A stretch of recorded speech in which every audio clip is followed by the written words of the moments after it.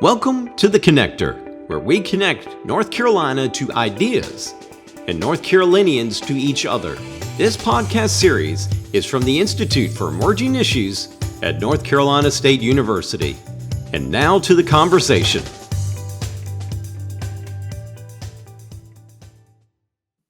Welcome to The Connector. I'm your host, Jennifer Heiss, Director of Communications and Marketing with the Institute for Emerging Issues at North Carolina State University. Today, we're going to talk about the benefits cliff. It's a concept that many people heard of for the first time at our 2024 Emerging Issues Forum on Financial Resilience. The forum examined the ability of households to financially withstand and recover from economic challenges. According to a 2023 survey by the Consumer Financial Protection Bureau, 40% of American households will be unable to cover more than 1 month's expenses if they lost their primary source of income. Some of those families may rely on public assistance for food and other necessities and are a pay increase away from losing those benefits. So today, I am excited to welcome Justin Taylor, Stakeholder Engagement Manager with Goodwill Industries of the Southern Piedmont, to the podcast today to talk about the benefits cliff and what his organization is doing to help employees navigate the cliff. So thank you for joining us today, Justin. We appreciate having you here. Thanks for having me, Jen. Great. So you and I have met a couple times, but if you can, would you mind just introducing yourself and the work that you do at Goodwill Industries of the Southern Piedmont? And then also, I know I would love to learn more just about how you and your organization got involved in educating people about the benefits cliff. Yes, definitely. So my name is Justin Taylor. I lead advocacy and stakeholder engagement with Goodwill Industries of the Southern Piedmont. So we are a nonprofit organization that really is focusing on connecting people with opportunities to find gainful employment and meaningful work. We build pathways for people to enhance their skill sets and achieve more for themselves and their families. And these pathways comes in the forms of our career training programs in IT, construction, banking, employment services such as career coaching and connecting people with employers, and then wraparound supports through our family stability team. We are headquartered in Charlotte, North Carolina. We serve 18 counties in the Southern Piedmont region, so going as far west as Polk and Rutherford, as getting as far east as Richmond and Scotland County. But, as a workforce development organization, we are really just pride on how do we just make sure people are successful in their career, they're succeeding, they're increasing their wages, they're progressing in their career journey through promotions or looking at another opportunities to advance their skill sets. We recognize that through our work as a partner to a lot of individuals looking to get that next step in their career, that the benefits cliff was an issue that could prevent people from getting the necessary help and support that they need. I think this is a great opportunity for us as our organization to really lead the charge, and since we get to see firsthand how the benefits cliff can impact people's career trajectory, as well as some of their goals and achievements. Great. Well, you guys are definitely doing a lot of wonderful work there. So can you explain to our listeners and our viewers who maybe aren't familiar with the concept of a benefits cliff, what is it and how does it impact the financial well-being of households? Yeah, certainly. So a benefit cliff occurs when an increase in someone's pay triggers a greater loss in public assistance benefits. So public assistance can come in a form of SNAP, which is food assistance, childcare, housing. Those pay raises are not sufficient enough to make up the loss that that family are left without those basic necessities. So the fear of losing public benefits can trigger resignations or keep individuals from accepting more work, taking on more hours, pay raises, or even promotions. So a lot of times what we have seen is that sometimes workers will have to make these trade-offs, such as refusing promotions and full-time employment just to maintain their access to benefits, such as subsidized healthcare and the cost of childcare, as well as housing. So what we also know is that this also impacts employers too, that employers are losing out on experienced labor without the knowledge of why. The benefits cliff can prevent workforce development and keep employers from meeting their workforce needs. Great. Well, it's definitely something that I think a lot of people are just now learning about. So you shared this information on the benefits cliff at our 2024 Emerging Issues Forum, as I mentioned earlier. And then you and I actually connected earlier this year at Leadership North Carolina in Charlotte, where you also shared the same information. I know I spoke with a lot of my classmates, and they were shocked that they had never even heard of or thought of that sort of this being an issue. But it makes a lot of sense when you talk about it. So I'm curious to know from you, what type of reaction are you receiving when you're speaking to groups like this, when you're going out on behalf of Goodwill and when you're talking with employers? What kind of reactions are you seeing? And then are you seeing any changes coming from those conversations? Yeah, I think it varies, depends on the type of employer. So a lot of employers are aware that this is an issue that they've seen through working with their staff, but there's sometimes we have some employers that have these more aha moments, and we use it as a learning opportunity, and for them to have more insights on what their employees could be experiencing, especially folks who are a part of that low wage earning level. I think that's really the opportunity for employers, is to really get to better know their team members, their employees, and figure out like what are some of the challenges that they might be experiencing. But I think really a lot of employers that we have connected with are vastly unaware that this could be impacting their workforce. I think as far as what are some changes coming from these conversations, I think there's various levels. So we have opportunities at the local level, we have opportunities at the state level, and then there's opportunities at the federal level. So I will say that Goodwill is actually involved in trying to, like, how do we look at all these different areas and these levels to make sure that we're addressing this challenge for workers as well as employers.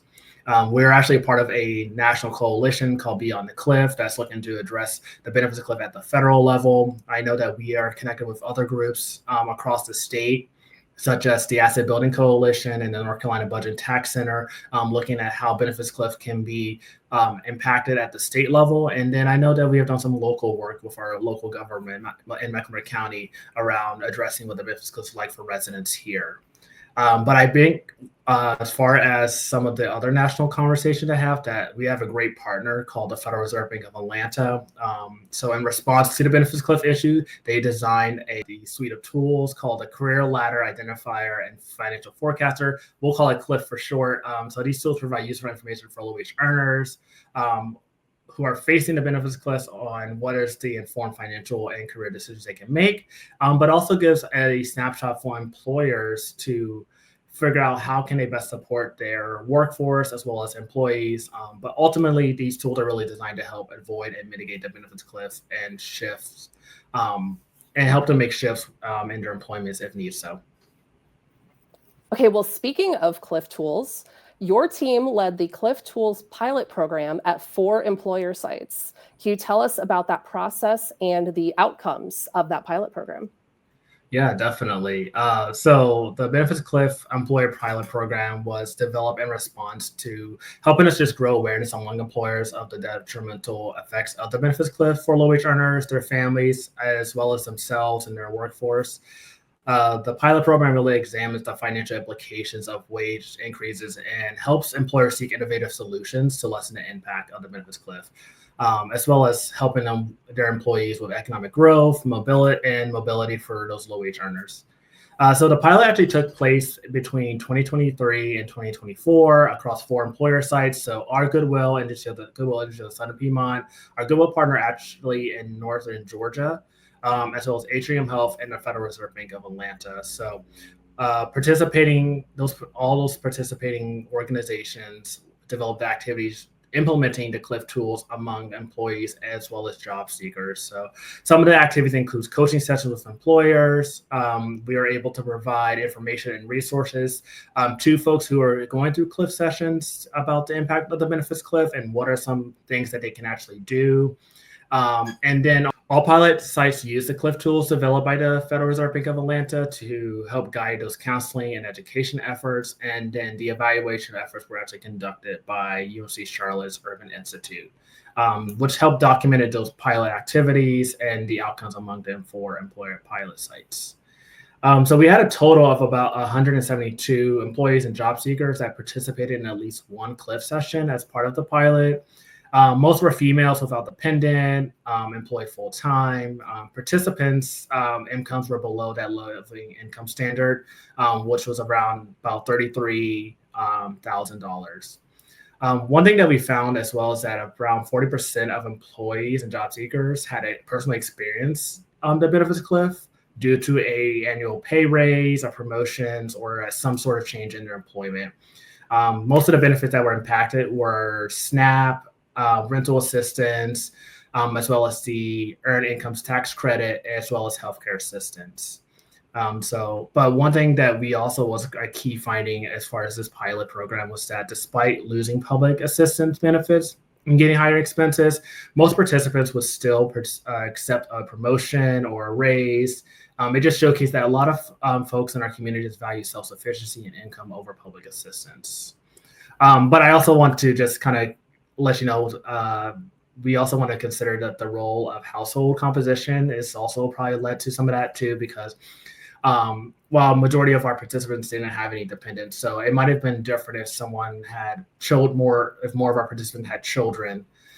And then some of the things that we also found as well too is that certain low-wage workers were falling through the cracks. So through the evaluation, we found that most pilot participants had an income that were lower than what they need to meet the basic incomes, and were just often above the limits to receive and qualify for some of these public assistance programs. And then most of these circumstances, these were full-time employees, but it just really implies that when we're doing a lot of these interventions, that we want to consider using these tools, the CLIF tools, when there's a pay raise or promotion or an increase in hours, as well as how do we help employees know that these things could really be a part of this. How can they be part of the solutions? How can they help support their employees navigate through some of these challenges? So I actually have a follow-up question to that.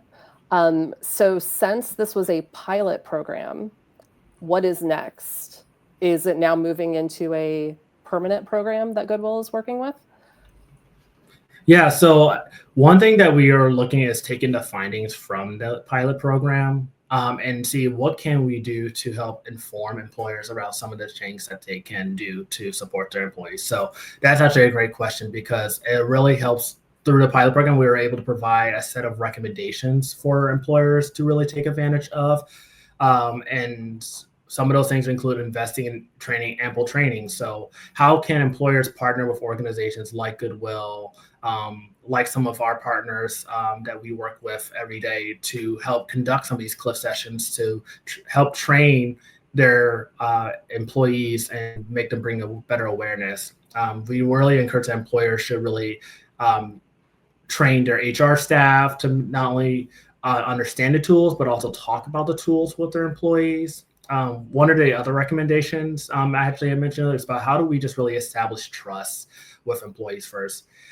So we really encourage that if folks are interested in utilizing this tool, that they consider implementing it into places where they already have great relationships, such as ERGs or any other supportive groups like that.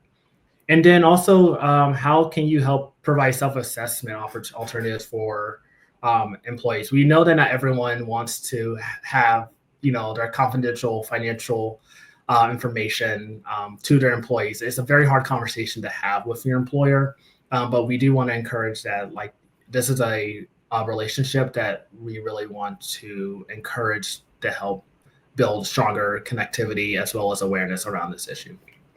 And then we also encourage employers to understand their employees' goals, their needs, and really figure out how can they best support that through these tools. This tool is a great model to showcase, like, okay, you have this is like a raise that's coming up or a promotion that you're looking to achieve. How can we make sure that we plan for that? One of the findings that we did find was that 9% of program participants that participated in the CLIF session had a financial plan and was able to navigate a potential benefits cliff in the moment that it would occur. Wow, that's really impressive. Great. Well, kind of another follow-up to that, but goes into my next question. So if an employer wants to implement CLIF tools at their company, their organization, what should they do? How can they learn more?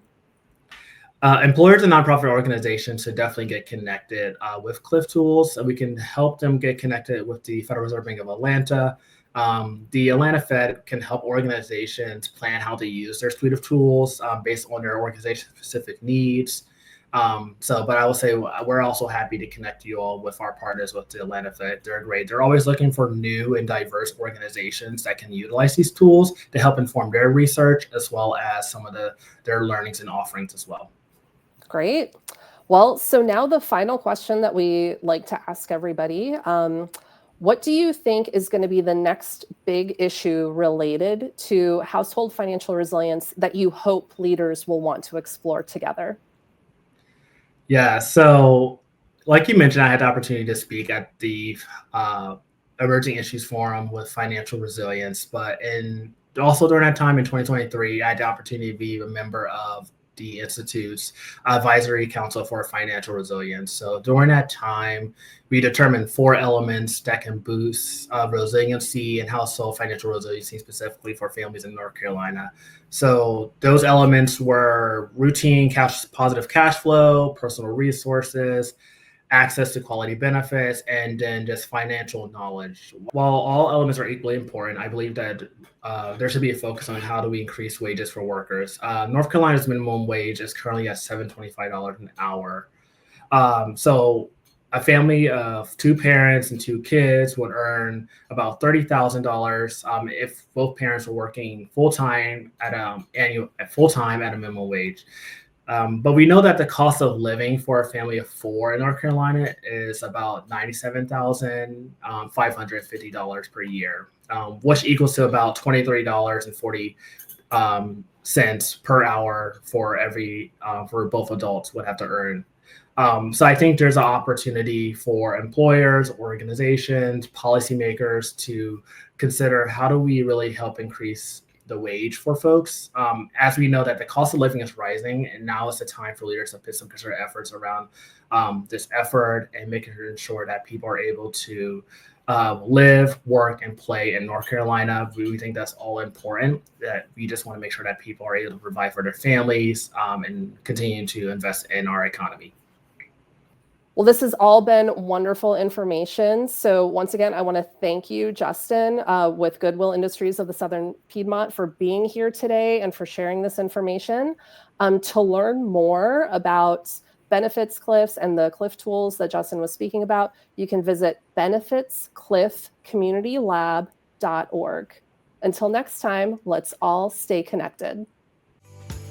This has been a presentation from the Institute for Emerging Issues at North Carolina State University.